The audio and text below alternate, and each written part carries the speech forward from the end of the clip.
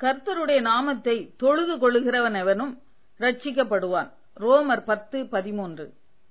கர்த்தரை தொழுது கொள்ள வேண்டியது மிகவும் மிகவும் நமக்கு உகந்ததொன்று. கர்த்தருடைய மகிமை பிரசன்னத்தை நாம் உணரும்போது நாம் அவரை தொழுது கொள்ளாமல் இருக்கவே முடியாது. அவருடைய அன்பை உணரும்போது நாம் நிச்சயமாகவே அவரை தொழுது கொள்வோம். மோசேயையும் ஆரோனையும் எகிப்தில் அடிமைப்பட்டிருந்த இஸ்ரவேல் ஜனத்தை விடுவிக்கும்படி கர்த்தர் அனுப்பி வைத்த போது ஜனங்களின் கண்களுக்கு முன்பாக மோசே கர்த்தர் தந்த அடையாளங்களை செய்து காண்பித்தார். ஜனங்கள் விசுவாசித்தார்கள்.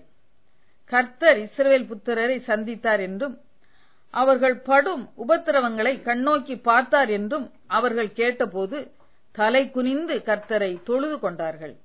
முடிவிலே அடிமைத்தனத்திலிருந்து ரட்சிக்கப்பட்டார்கள். பரிசுத்த அலங்காரத்துடனே கர்த்தரை தொழுது கொள்ளுங்கள். பூலோகத்தாரே, நீங்கள் யாவரும் அவருக்கு முன்பாக நடுங்குங்கள் என சங்கீதம் 96:7 கூறுகிறது. பயத்துடனே கர்த்தரை சேவியுங்கள், நடுக்கத்துடனே களி கூறுங்கள். சங்கீதம் 2:11. கர்த்தருக்கு பயப்படும் பயம் பரிசுத்த அலங்காரத்தில் ஒரு அங்கம்.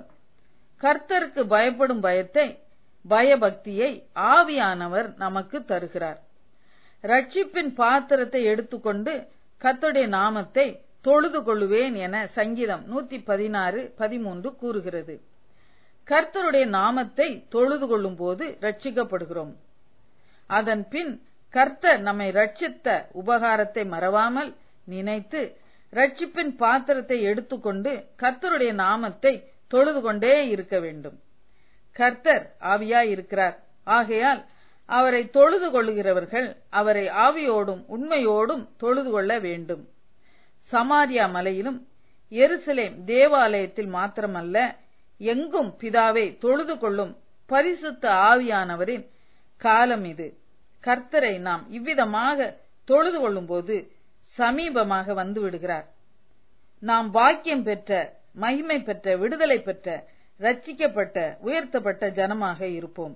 ஜெபம். அப்பா பிதாவே, இரவும் பகலும் உம்மை என் இருதயத்தில் வைத்து தொழுது கொள்ளும்படியாக உமது நல்ல ஆவியை எனக்கு தருவீராக. என்னை ஆசீர்வதியும். ஆமேன்.